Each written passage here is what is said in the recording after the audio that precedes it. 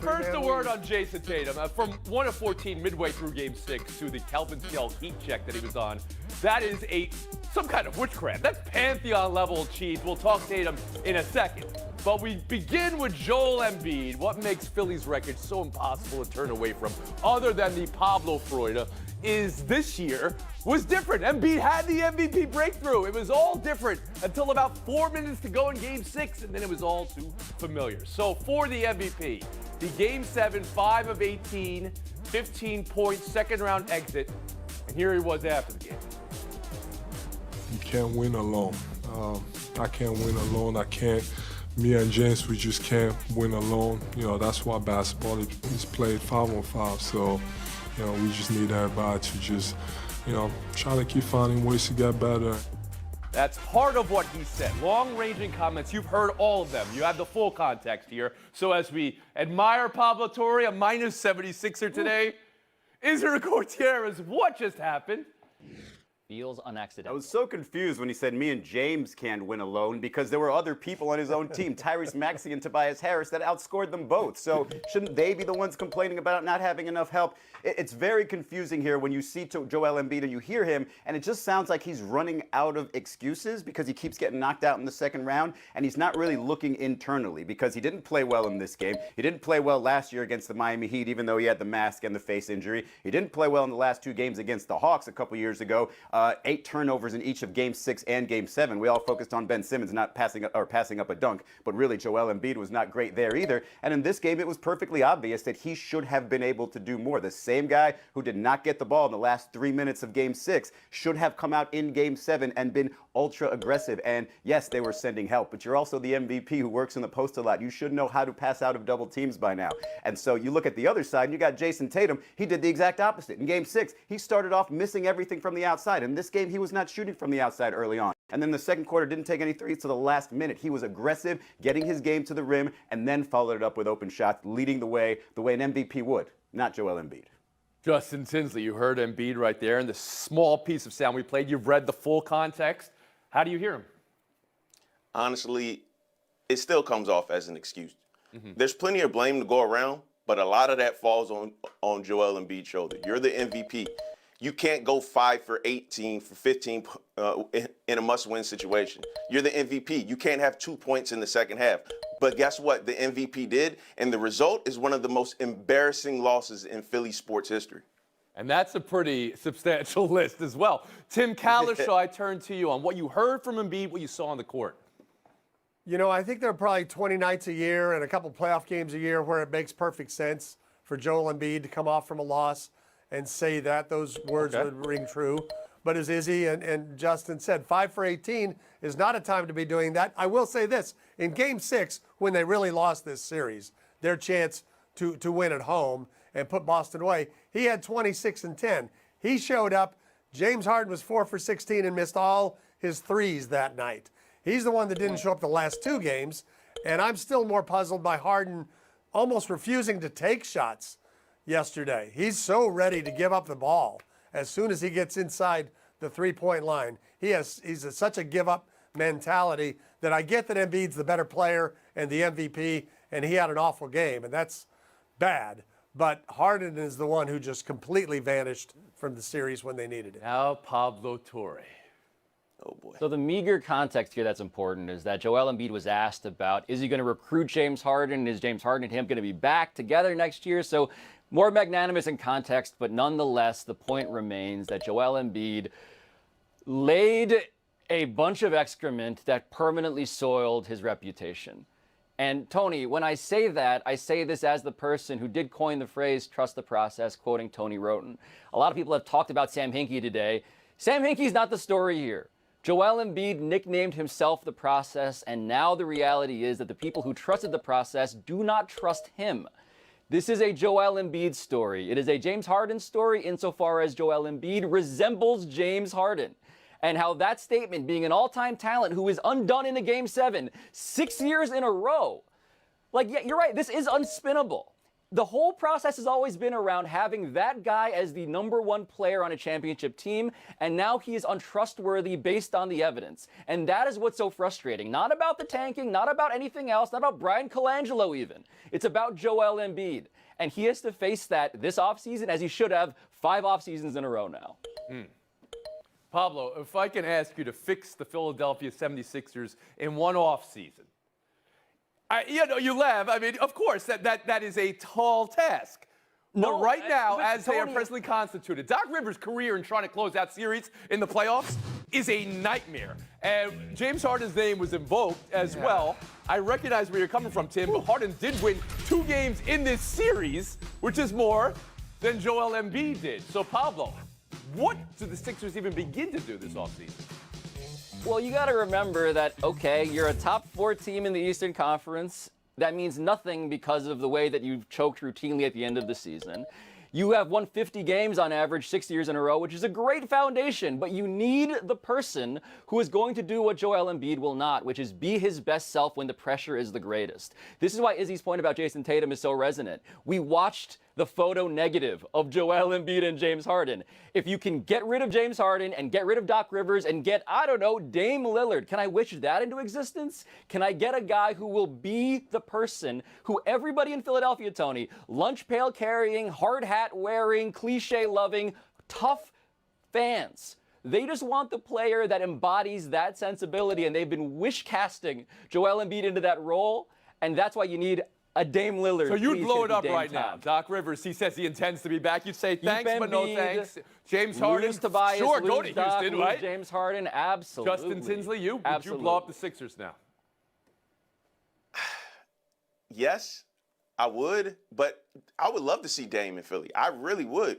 But to get Dame, you got to gut the team. And we know what happens when you Maxey, gut probably. teams. We just saw what happened in Phoenix with KD. So I think I love Doc Rivers, but the time has come. I think you got to let him go. And I think Harden is going to walk anyway. But I think this is the best. This is the best the Sixers can be with this current iteration. Mr. Gutierrez?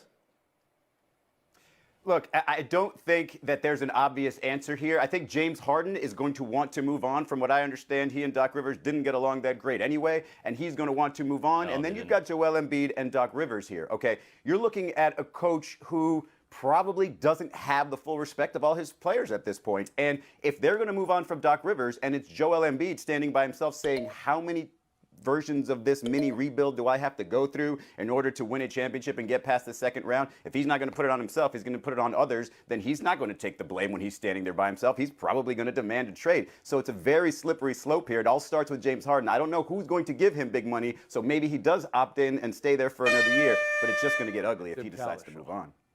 If I'm a Philly fan or Philly management, I'm crossing my fingers that Harden wants out and goes on his own or accepts a trade and gets out. And yeah, the Clippers got rid of Doc Rivers much quicker than what Philly has done, I believe, in terms of what they were seeing and what they weren't seeing. And I think it's time, again, to make that move here. I need more on Jason Tatum. Let's go around that horn. Has anybody in the history ever been as cold as he was and then as hot as he was? I'm not talking about in the playoffs. I'm not talking about basketball. I'm talking about in life. Lazarus? Jon Snow? I mean, he was brought back from the dead. Tatum changed his whole trajectory so fast, over 51 minutes. Tim, did Tatum and these Boston Celtics just reclaim your fate? Yes, they did. You know, first of all, to break a record that we all remember has stood going all the way back to the end of April. That's The remarkable. game in 7, itself. 51, yeah. Yeah, for Steph Curry. And for him to do that. But we saw him do this in the finals last year. A terrible game against Golden State, a great game. He does float back and forth. But when you look at who's left, when you look at who they're playing, and I don't think Miami, they seem to be even more of a Jimmy Butler-only team this year than they were a year ago. I think they can get past them, and they don't have a Golden State machine waiting for them in the finals. So I would say the Celtics, for me, are the favorite moving forward to win it all. The favorite, more so than Denver. The favorite. More so than More than Denver, more than the Lakers. Israel Gutierrez. Well, the thing about the Celtics is that they have so many lessons from last year's run that they could learn from, and given that they lost in the finals, they have the most sort of vivid memories of those, right? And Jason Tatum in those finals did not perform well. Obviously, in Game 6, the first 3 quarters did not perform well, but he got a chance to recover, and he did. He obviously did in the fourth quarter, and he did, and he continued in this game, and it's perfect timing for him, not just because it was a Game 7, but now you're going into an Eastern Conference Finals with other ghosts there. Jimmy Butler, 1 made 3 away from potentially knocking you out last year, and so now you're feeling really good about yourself, because the one constant about this year with the Boston Celtics, when Jason Tatum is on fire, they can't be beat. And so if he comes into this series feeling really good about himself against that Heat defense, gives him a great shot. Tinsley, after Game 5, you were on this show. It looked like the Celtics were done. Have they reclaimed your faith in just 2 games? Honestly, yes. And Tatum deserves a lot of that praise. Yes, 50 points is amazing. But the best stat from that game, he had 0 turnovers. A 50-burger with 0 turnovers. But salute to the Celtics. They got back to their defensive roots. That double big line, that double big lineup gave them 2 of their best defensive performances of the season in Game 6 and Game 7. So, yes, when Tatum is locked in, they're great. But when they're locked in on the defensive level, that's when they're really, really scary. And Pablo, you just heard Kalisha call them the favorites now of the remaining teams. You agree with that?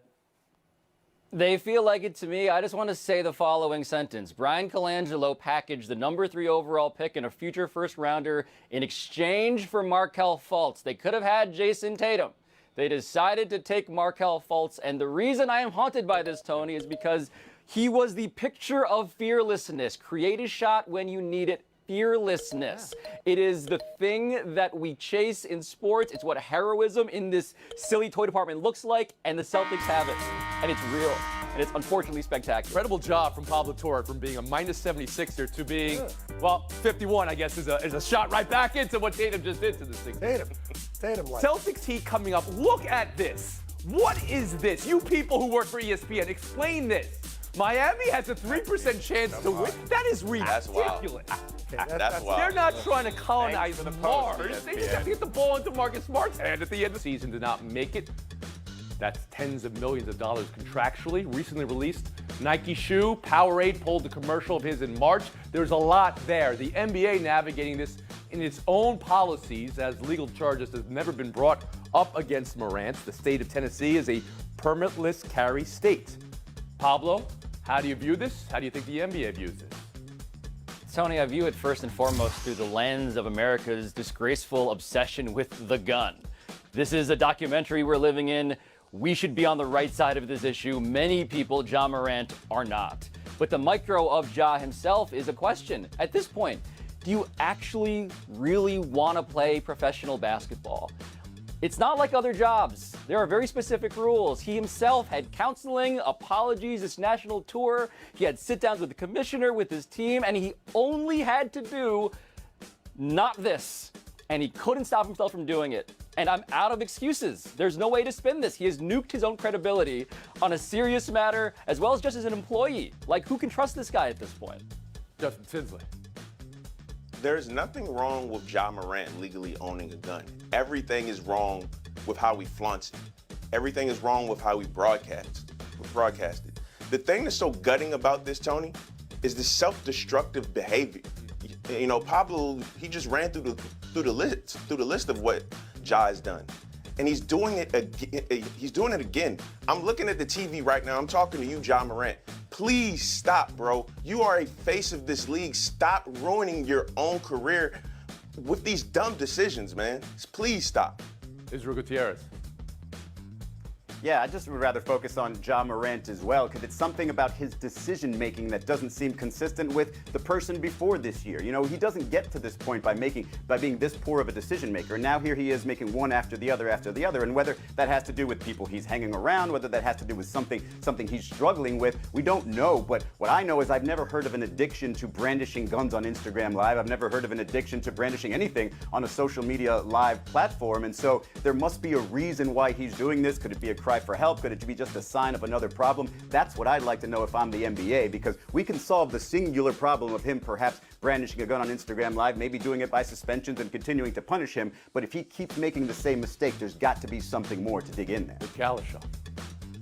I mean, you mentioned the legalities of this and the number of states where it is legal to carry, but I really think this is people can understand this is a separate thing, and that no matter where you are on the political spectrum about guns, I think you would agree there's too much gun violence in this country to be smiling and laughing, showing off your gun, and to be a star athlete who is looked up to by millions of kids because he's a super basketball player and it's spectacular to watch when he's at his best. It's the worst possible message you can be sending, even if it's a confused and a clouded message. And it can't happen, and I think he has to have a 30, 40 game suspension, whatever it's going to take to make it. Do you think this gets to a half a season place? I think it's fair. When Gilbert Arenas brought a gun into a locker room, it was 50 games. This is not, of course, in a locker room. Does anybody think it's approaching that, more than half a season? I mean, this is of the culture and in the culture, right? You have to believe there are NBA players who also possess guns, NBA fans who also possess guns, NBA reporters who also possess guns. It's the flaunting it, as you said, Justin Tinsley, that has considered been a line that he has stepped across on now multiple occasions. We'll move on. Buy or sell two. Golden State post-mortem. Steve Kerr. This team maxed out, not a championship team. But then he went on to say Curry, Thompson, and Green still have plenty in the tank.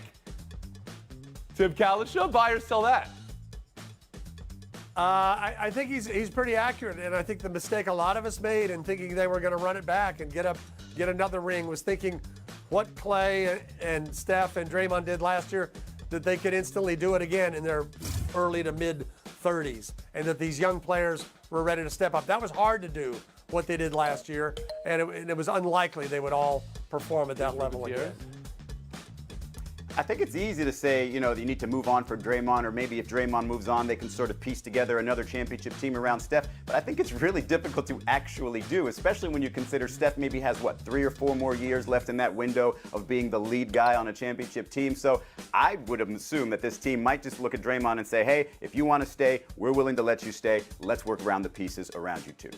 Tinsley, you think Thompson and Green have left in the tank? They've got some left in the tank, but Kerr was right. This was a historically bad team on the road, and they led the league in turnovers. We just gave them the respect because they are the Golden State Warriors. They need to address the culture in the offseason, because maybe it was the Draymond punch, but all season long it felt like two separate teams, the young guys and the old guys. So they need to address that moving forward more than anything. Yeah, the two timelines thing is not sustainable. There is one timeline. It is their timeline. I just want to remind everybody, because we've done a lot of overreaction when it comes to the playoffs today. They won the title last year. Like, they made a run into the postseason. I'm not giving up on them. They literally won the title. And that gets you under minus 50. You're into the right side. I don't think there was overreaction. I think there was a proper amount of reaction for certain topics we did earlier. Pablo. What I love about you most is that you take the pinch as well as anyone I've ever met. There you go. You have a lot of practice doing it. Some might say this is what you're here for. That's it. Sorry, Tinsley. Kalishaw, Gutierrez, showdown. Conference Finals, Tim Kalishaw. Who will be the better team tonight? As the only panelist who will be there, let me tell you, the Dallas Stars will be the better team. No disrespect to the Kraken. Jake Ottinger, 23-2-3 after a loss. Even a bad one where he got benched in the last game.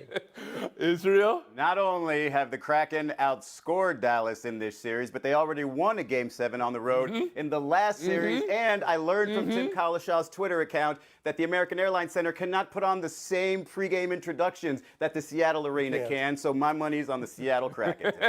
Good information. Although it's you can't cite your opponent in showdown for your information. I asked who was the better team. Who wins the game, I guess, might have a different answer. Kalishaw, you're going to be there.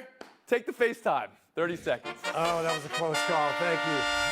Here's what I'm wondering about. The winner of tonight's game will play the Vegas Golden Knights. It's the Vegas Golden Knights' 4th trip to the conference finals. They've been in existence for 6 years. They could end up playing the Kraken.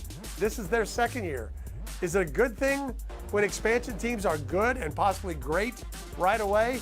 The NHL has made this possible by the way players are dispersed. This is like the Houston Texans going to the AFC title game 4 times in their first 6 years. Doesn't happen in other Huh? sports. The Marlins. You got to wait a while. What about the Marlins? No the waiting. Marlins won a couple. Very little waiting. Very little Lose waiting. to an in other expansion sports. team. Are you No waiting here. suggesting a certain football team from a certain region of the country should contract, come back with a star?